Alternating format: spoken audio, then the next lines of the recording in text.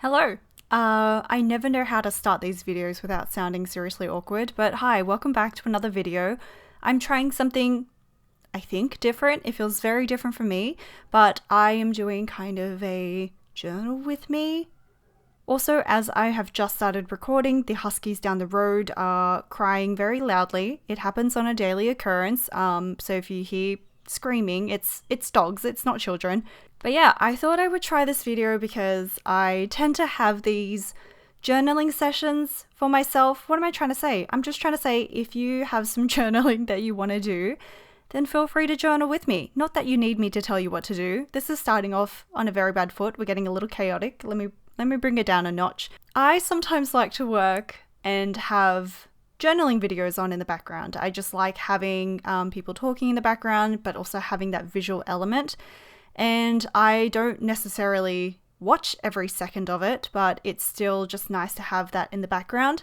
That's not something that I ever used to do, so it does feel very new for me, but I thought I would try my hand at it because I had a bunch of journals to catch up on. The last week of, I don't even remember when I recorded this, but the last month of December, just November and December, was really busy, and I didn't really like that because it took me away from my journaling. Like, as much as I like a good shake up in my routine now and then, I really like being able to keep up with my journals as well. And so there was a period of 1 to 2 weeks where I just felt so overwhelmed and so busy that I didn't really have time to journal daily. And so I had a lot of catching up to do. So this is me catching up. In this video, I will do a mix of talking and music so that I don't overwhelm you with my incessant chatter, because I could talk the entire time. As my patrons know, I always manage to find something to say for like 40 minutes at a time. I never used to be the kind of planner that would need to catch up on journaling. Like, that concept seemed really foreign to me, but as I've delved a little bit more into memory keeping and just, keeping track of highlights, it makes sense that I need to catch up on that because it's actually quite difficult to keep up with it daily. I posted a reel the other day and it was about my planner lineup for 2024, and I had a few questions about how much time I spent journaling and what I write in each thing. So I talked about that in the Tetra Kaigi video, but I think I will maybe go into a little bit more detail about my process for each of these journals. So my daily planner, where I write my to-do list, I use that every single day. Well, almost every single day. On the weekends or some days when I'm working outside of the home, I won't always need to use that. But typically that is the planner that I reach for every single day, because that is where I put my to-do list, where I put my appointments, deadlines for the day, and also that's where I keep track of my daily highlights. So I don't update my weekly, monthly highlights every day. I found that doing that daily was kind of hard to keep up with, so I preferred to just batch it at the end of the week.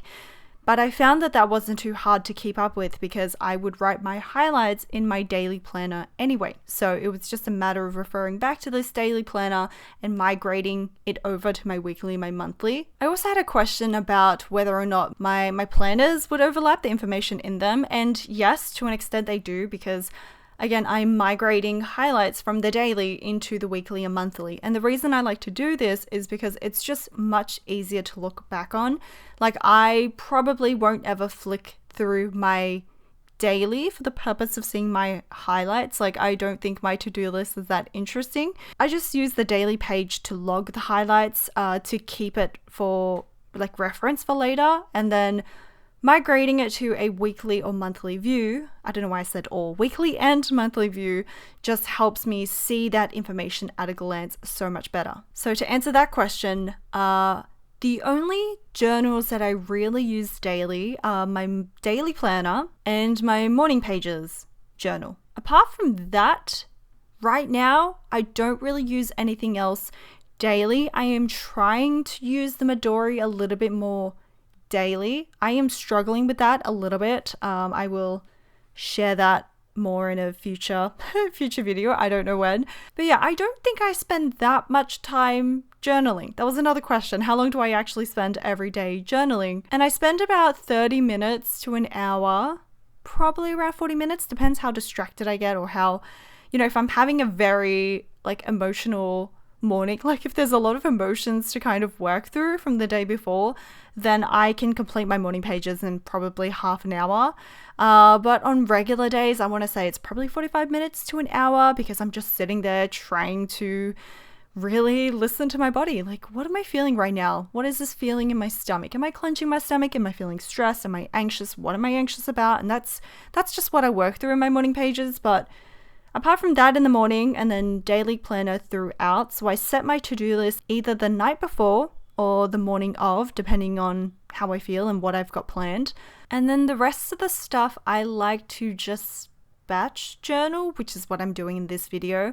This video is this particular catch-up session is a lot bigger, much longer than my normal journaling sessions, because I had weeks to catch up on, so it was quite a lot and I was going through everything. But usually at the end of every week, every Sunday, is when I like to prepare for the next week, and that's when I close out the previous week, the current week. Yeah, the current week, and then I plan for the next week. So that's when it makes the most sense for me to migrate all the highlights, plan for the next week, take a look at my monthly goals. Yeah, that's when I do most of it. And what I'm trying to work towards is making Sunday more of a reset day. So I do have Sunday reset days, and it mostly started out as a cleaning thing, to clean the house, to be able to maintain it, because I wasn't a huge fan of cleaning the house, and I always found it so hard to keep up with. But I don't know where I first saw this idea, but then when I started doing Sunday resets to have more of a routine to taking care of the house. So once I introduced that helped a lot. And then what I found was that my habits, my mindset around Sunday resets kind of trickled into other days. So I started planning on other days. So Sunday resets were less about just one day of cleaning, because I found it was much more manageable to spread it out. But I think I needed to start with that one day in order to get me into the habit of cleaning consistently, weekly. But then I started to add different things to my Sunday reset list. So it would be things like back up my phone photos, clear up my downloads folder, plan for the next week. And I found that just having this one day a week was really, really helpful for just resetting. I just love the idea of taking one day out of your week, out of your routine, to just reset and recharge and prepare for the next week. Otherwise, you're just going without really taking a break or taking a step back to think about what you're doing and where you're heading. So I'm pretty sure I talked for another 10 minutes at least, and then my program decided to crash on me, which was very fun. So I have completely forgotten what I said, so I'm just gonna break to music so we can take a breather, because I have been rambling quite a bit as well. And then we'll come back and talk about some more journaling and planning.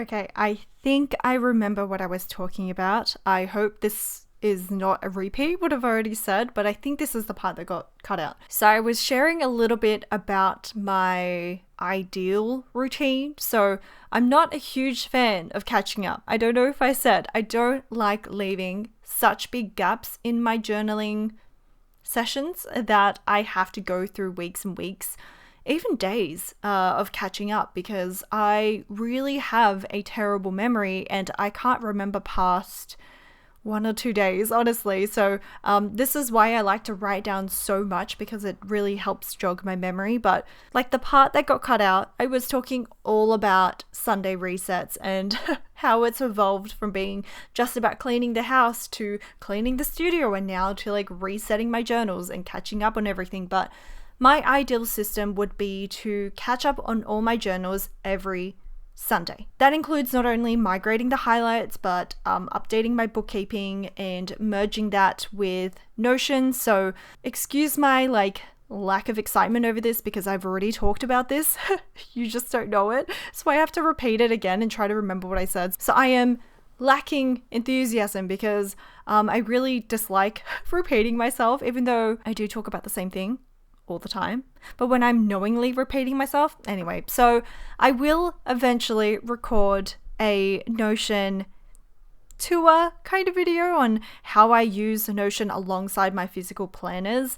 Right now I feel like it's not quite ready because it is all over the place, but maybe it's good to just show you how it is right now. Like, I don't want to feel like it has to be perfect before I show you. I just want it to make sense because it is scattered and I do have plans to clean it up a little bit, but maybe it's good as a progress video because Notion for me is always a work in progress, and I really love it because it grows and adapts with me. But I do use it alongside my physical planners because it is amazing for things that just don't translate as well to physical. So one of those things is bookkeeping, which is expenses, income, and all that stuff. Like, just using digital for those things makes so much sense, of course, but I still write it down on paper in my daily planner because the act of writing it down immediately when I purchase something, especially for my business, it is so much faster and there's so much less obstacles to writing it just down. Like, for example, I'm looking at my to-do list right now and it says phone, $25. That's it. That's all I had to write. But if I only kept track of it in Notion and there was no overlap, I would have to open up my Notion app and then navigate to the correct page and then create a new entry for phone, add the dollar amount, add the category, add the date, all of that stuff. So that's much more time consuming, but I still need that information. So I have found a way to just add a tiny little bit of overlap. I write it down as like a regular task on my to-do list and I tick it off once I have migrated it to Notion. So that's how I handle that. That's a little bit of a sneak peek into my bookkeeping system. Again, I will eventually do a Notion tour. I will gather some questions from you all to see what you're interested in, because I don't know what is interesting and what's not. So I will maybe put out like a question poll bank thing on Instagram. But also feel free to leave me any comments. But yeah, I think my ideal system would be just Sundays are dedicated to completely resetting. I feel like I'm repeating myself, but I think, again, this is the part that got cut out, where Sunday is just the day where I plan for the next week and also catch up on all my highlights and catch up on my life archives. Like, that's the week where I go through my journals to make sure I'm not leaving any gaps. I'm on track with things. I'm checking in with my monthly goals to make sure I'm doing the tasks that I need to do in order to achieve what I want. Check my quarterly goals even. It's just a reset and preparation day for the week ahead. I think it's just a really nice break in the week. And so that's my goal for 2024, to have Sunday as a more dedicated reset day, because it has definitely become just a regular work day, and that is not ideal. Because I think it's unlikely for me, okay, I need to give some background context. The perks of working for myself is that I get to take breaks whenever I want. And so On some days where I feel extremely lazy and unproductive and I don't want to do anything else except journal, I will. If I can, I will. I will make sure the important things like packing orders and getting Patreon content is out, but I will prioritize myself and my journal time. But that doesn't happen that often because there's always something I need to do. So setting aside Sunday to do that is kind of this guilt-free journal indulging thing. And it's actually beneficial because I will be planning. I will be closing out my week and I'll be planning for the week ahead. Similarly, I want to make December more of a reset month. It's my favorite month of the year because that's my birthday month, but it's the month where so much happens in terms of holiday things and family gatherings and all that. So it makes sense that that is the least typical kind of productive work month because there are so many interruptions. And so rather than trying to achieve the same amount of things that I would in a regular month, I'm just going to write December off as a reset month. And that's what I kind of did in 2023, and it worked extremely well. And that's how I was able to figure out my planner lineup for 2024, to set everything up, to plan my goals. And I've never felt so prepared for a year before, and I've never felt so prepared in January because I had that reset month. There are still so many things I could improve. So 2024, again, I'm repeating myself, is the year I'm going to prioritize Sundays as my reset days and December as my reset month. And I know this may sound a little extra to some of you that don't journal that often. I used to not journal that often either. I used to only have a daily planner and a morning pages journal, really. But the reason why I am doing these highlights now and spending more time planning is because I have felt the benefit of it. I have not been able to look back and see what I've achieved or not remember when I achieved something, and it got really frustrating. And so that's how my highlights journal kind of was born, because of the need to remember when things were done. I just couldn't celebrate milestones. I just couldn't really reflect on my achievements because I just wouldn't remember when things were done. And so a highlights journal is just a way for me to compensate for my poor memory. I do not hold dates in my head very well, so when I'm able to look back and see everything that I've achieved for the month, I'm sure this is not unusual, it feels so good because I realize oh yes, I did do that this month. Oh, I also did that. Oh wow, I've actually done a lot this month. And so it's a way of overcoming your perfectionism if you're a little tough on yourself. So journaling for me is very much a compassionate self-care thing as well, because I know if I only relied on my memory, it wouldn't be a very kind place for me to live. So journals are a way for me to it's fun to use, but it also has a functional aspect of being able to just slow down a little bit and get out of my head, because my head is a very, very messy place. And if you're here watching this, then you probably can relate. I mentioned it, I think, in my planner lineup video that I am a type 1. So it took me a long time, I feel, to come to terms with my need for journaling, but also my enjoyment for it, because I feel like I just had to justify every second of every day. So functional journaling was very easy to adopt, but highlights journaling, just creative journaling, even morning pages took a while for me to really embrace, because I always felt like I had to justify a reason for it. Is this really serving me? So I have to remind myself and other people like me that yes, it is a very compassionate thing, and it is very beneficial if you need a reason, because it kind of stops that negative chatter in your brain. It stops that negative self-talk.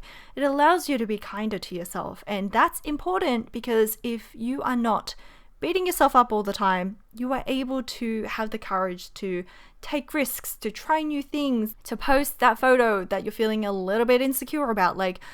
The kindness that you show to yourself, it does matter, and it does have a ripple effect. So I see journaling as not just a fun activity, but also very much a self-care activity in terms of just training my mind to be a little kinder to myself and also to remind myself of the things that I have achieved when it's so easy for my brain to just forget everything. My Commonplace planner is still something I love, surprisingly. I love to look back on it. Just the format of it makes me really happy, and all that writing. It's kind of like morning pages without the gibberish, because I do love the look of just a journal with pages and very, very minimal stickers. I don't actually use my Commonplace that often because I'm using it personally for just research and quotes and book quotes. I mean, I've already said quotes, but like quotes from books that I like and maybe my interpretation of it.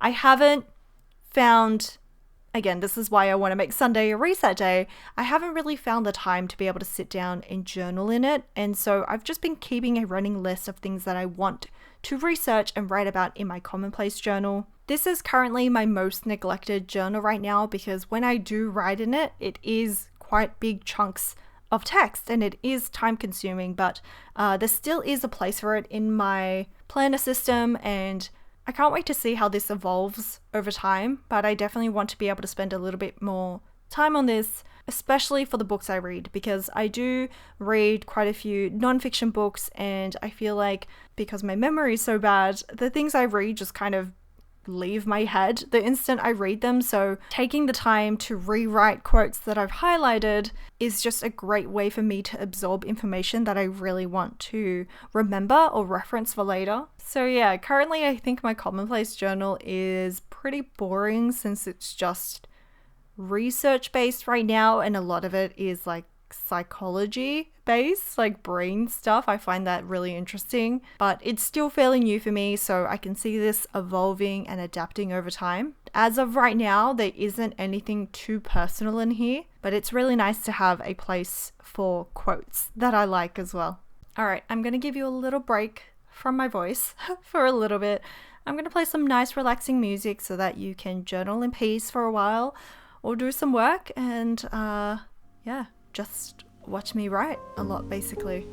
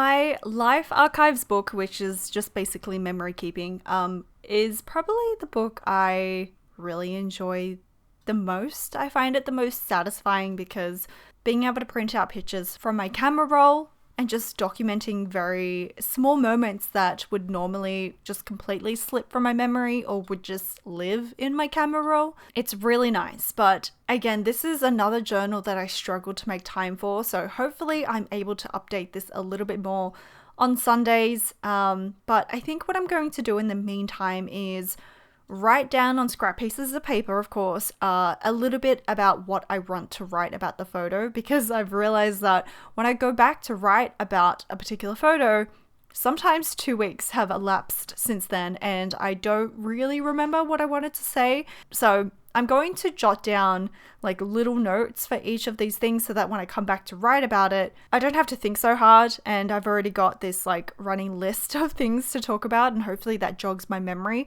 But ideally for these life archives, again, I update it every week, if not every 2 weeks at most. Most of the photos I print out on scrap pieces of paper, and I really enjoy it for that because I am a scrap paper hoarder, as you may or may not know. So this is a really, really great way for me to use up paper. I still have quite a bit of this book to use up. It's not my favorite at all, and so I see the potential in these life archives. I think once I switch to a book with better paper, better thickness of lines, I will enjoy it so much more. But already it's just so fun to use it as a photo journal slash just junk journal. I'm just sticking down receipts, and yeah, it's a really nice way to keep track of memories visually, which I would normally forget about, and just put a date to memories as well. I think that's pretty much all I wanted to say about my planners and this journal catch-up session. I'd love to know if you worked alongside this video or you journaled with me, if you found this kind of video interesting or helpful at all, because yeah, like this is something I could very easily film and talk over just to update you all on like where I am with my planners. So let me know if you do enjoy it, because I would be very happy to create more of these, because I know personally I do like them as well. But I'm gonna say goodbye and leave you with some music. But thank you so much for being here and for planning with me or working with me, just for watching this video. Thanks for being here, and I will see you next time. Bye!